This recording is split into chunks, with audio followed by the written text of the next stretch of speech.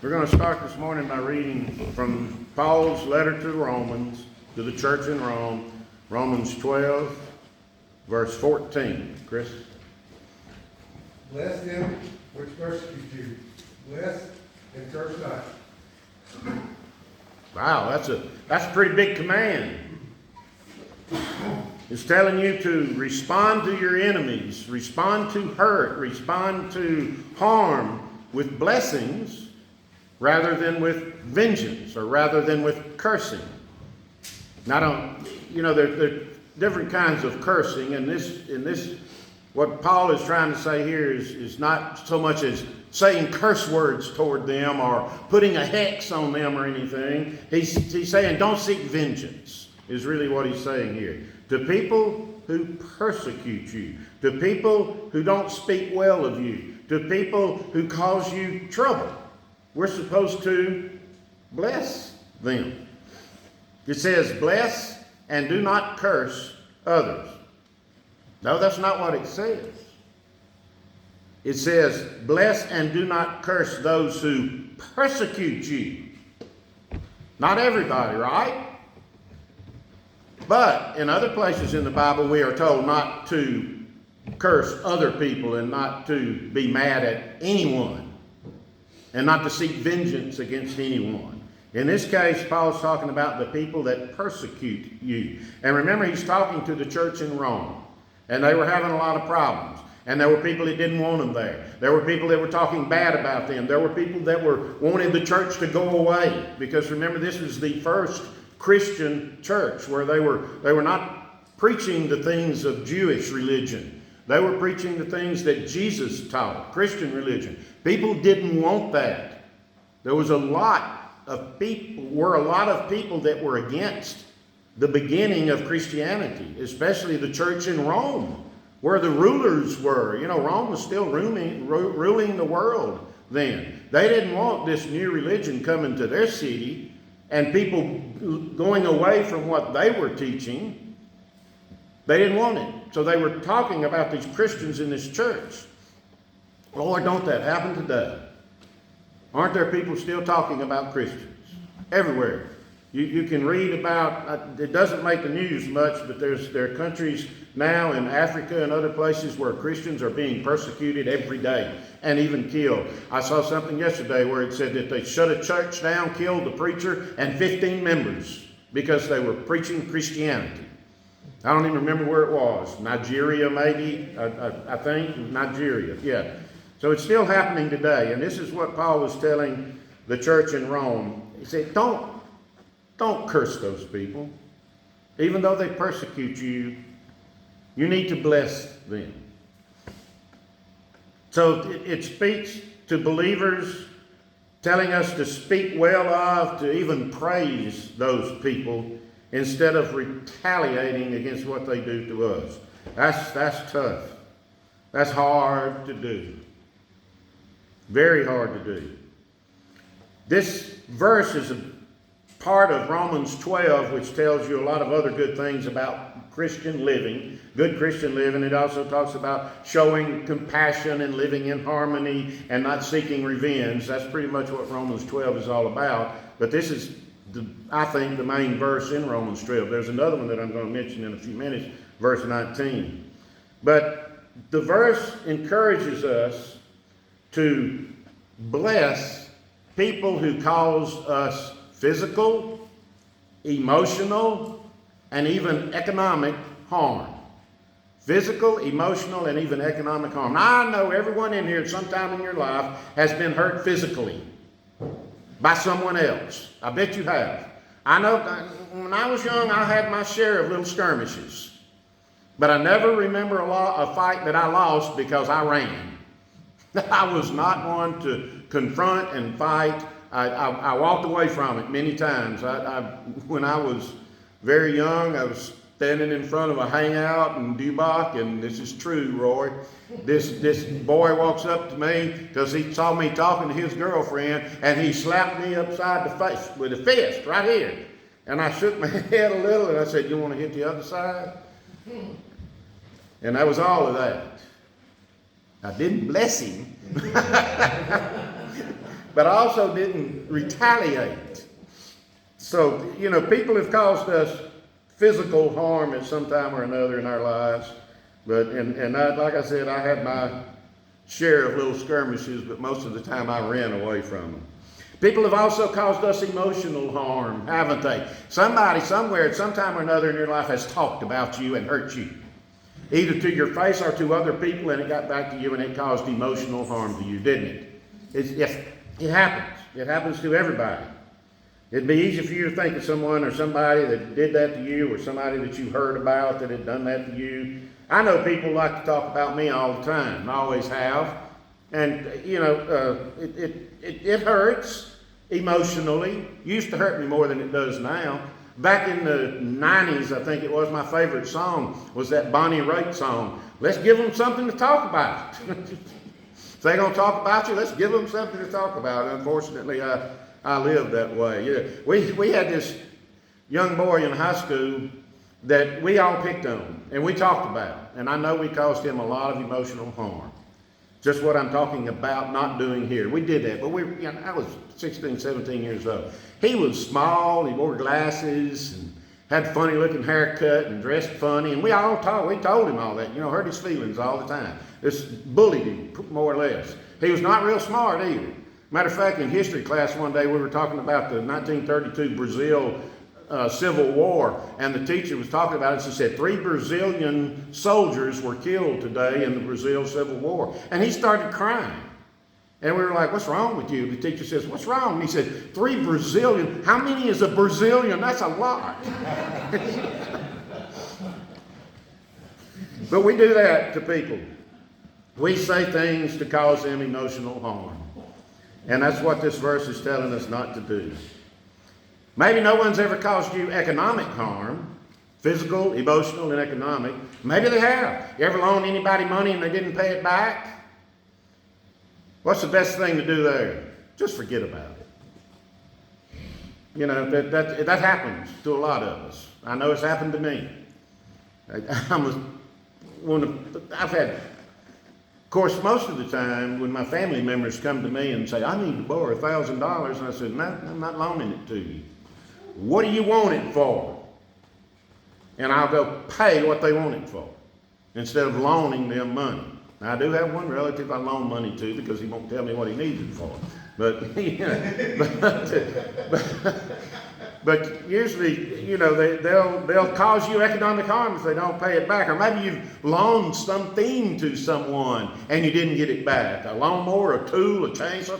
I had a friend that I used to work with wanted to borrow my pickup truck one time. He borrowed it. He brought it back and had the bumper bent on it. Well, I don't know how that happened.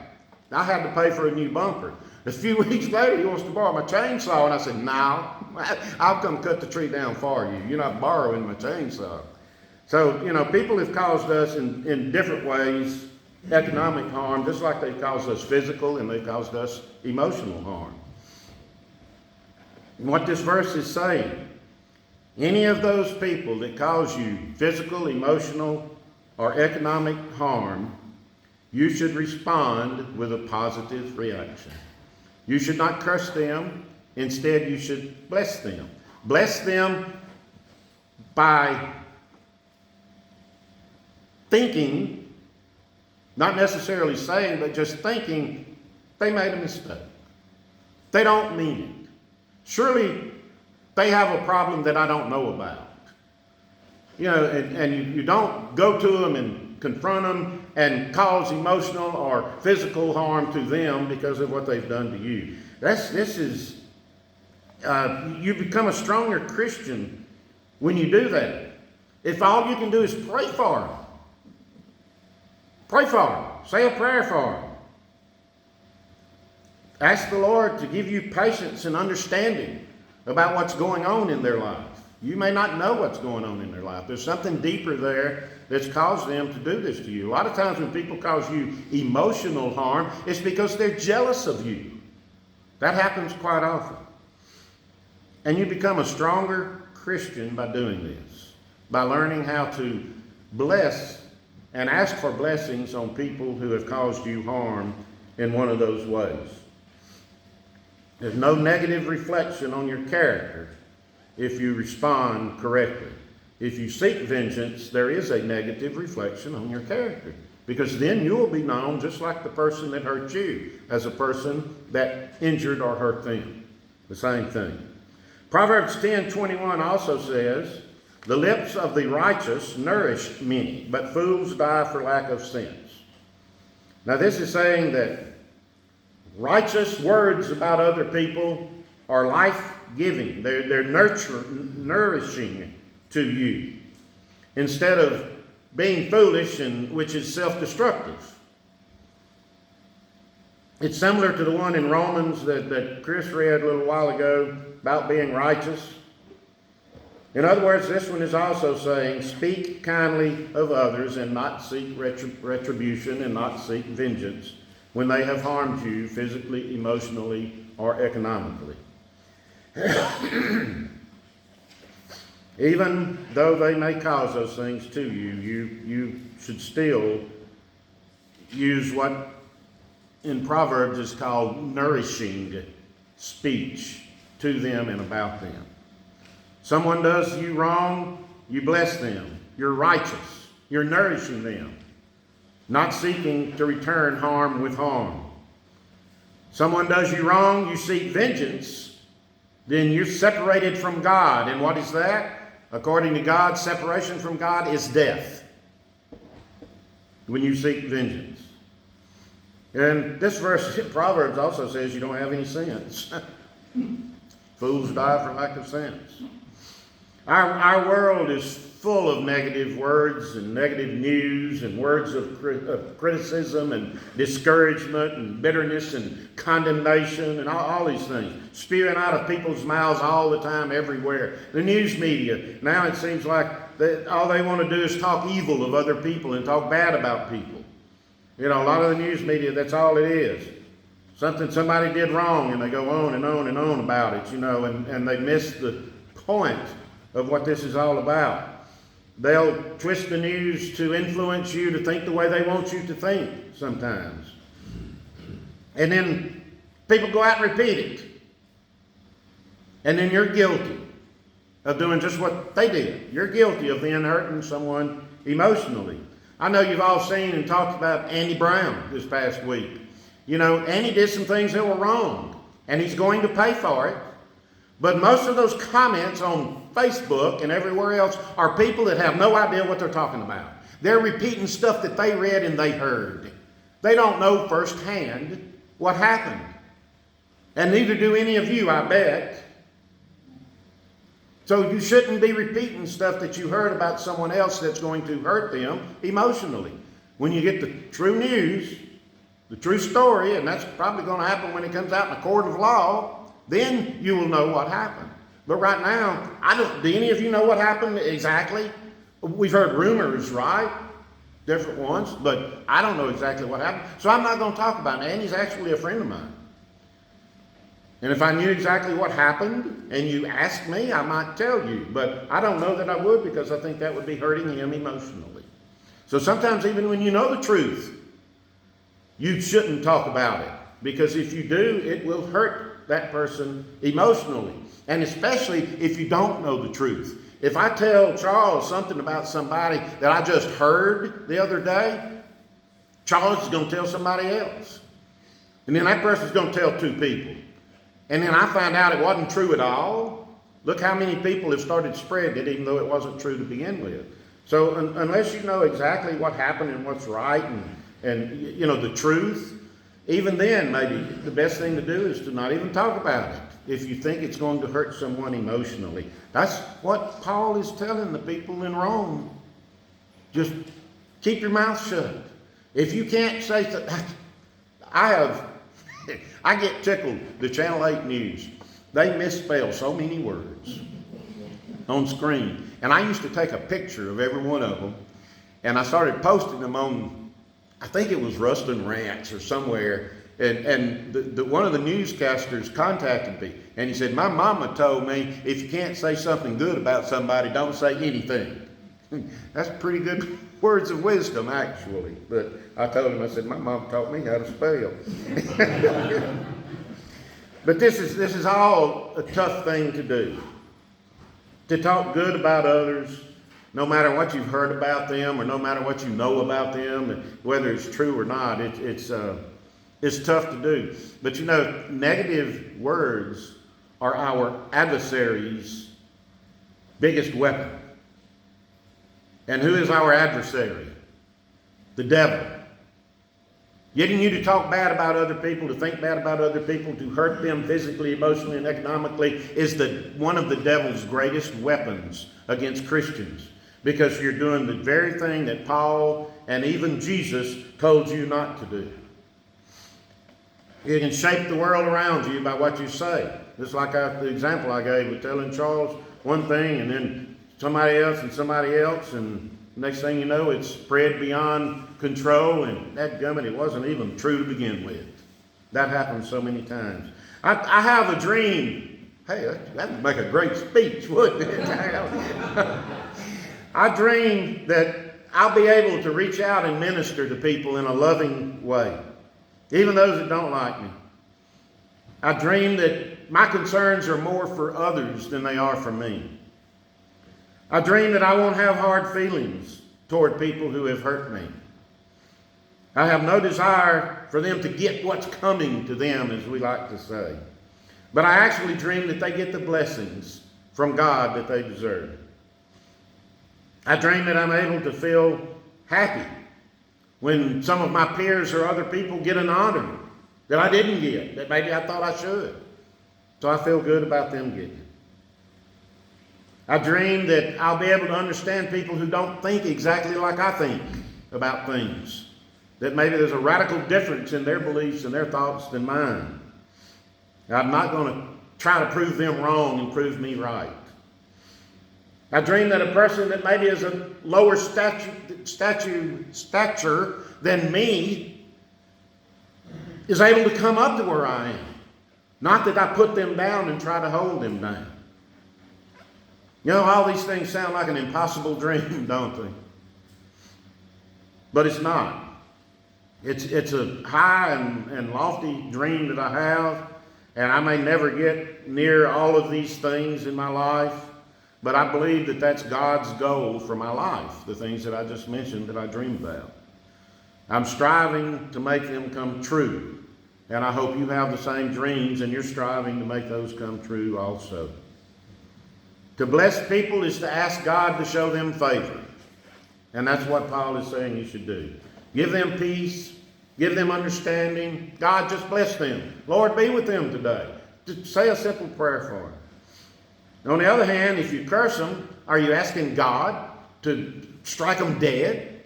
Is that what you want? If someone hurts you, or you want God to strike them dead? Well, what are you doing if you curse someone? If you don't ask God to bless them, that's the same as asking God not to bless them, which would be to strike them dead, right? That's not what you want for other people. I don't think anyone in here wants that for anyone else. And I don't think God wants you to ask that to happen to anyone else. Think of somebody that's made your life tough. A teacher maybe that picked on you or never called on you or blamed you for things you didn't do. That happened to me a couple of times.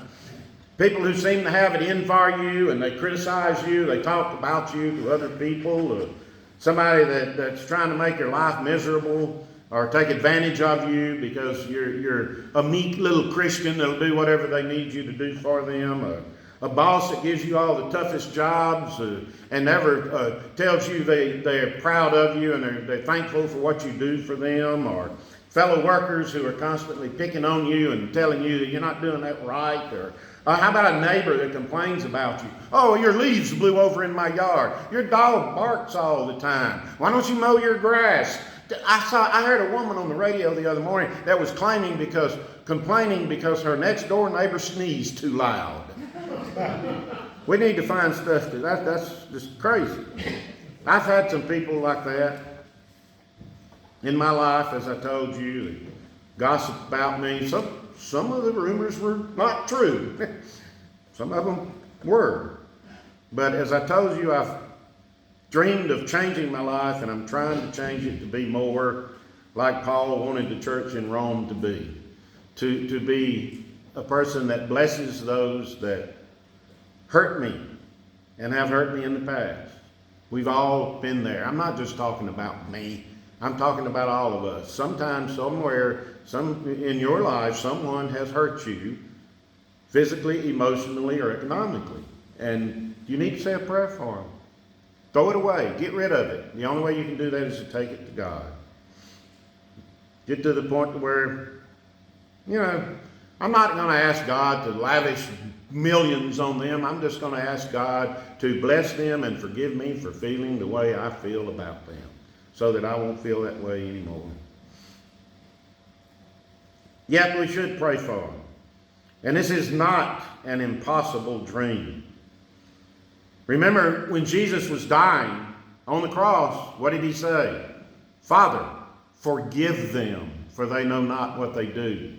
You remember when Stephen was being stoned, he was praying for the people that were stoning him. In the Sermon on the Mount, Jesus said, love your enemies, bless those who curse you, do good to those who hate you, and pray for those who spitefully use you and persecute you. So we have the instructions from Paul, we have the instructions from Jesus, we have the example of Stephen to do just what I'm saying. And are you willing to be as Paul told us to be, as Jesus told us to be, as Stephen actually did? Are you willing to be that way? I'm trying to live myself more like Romans 12:14. Because I know that we show true love by seeking the best for those who harm us. Amen.